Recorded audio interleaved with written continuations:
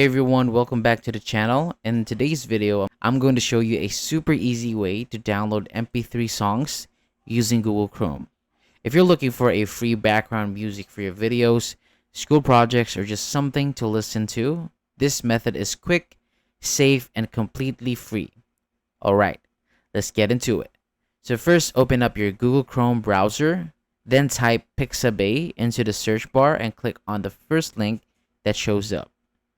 This will take you to the Pixabay website.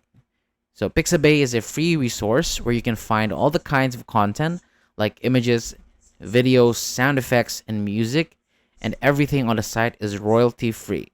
So for this video, we're focusing on downloading music. So once you're on the site, tap on the three lines in the top right corner, look for the music section and click on it. Now you're in the music library. There are over 10,000 copyright free songs that you can choose from.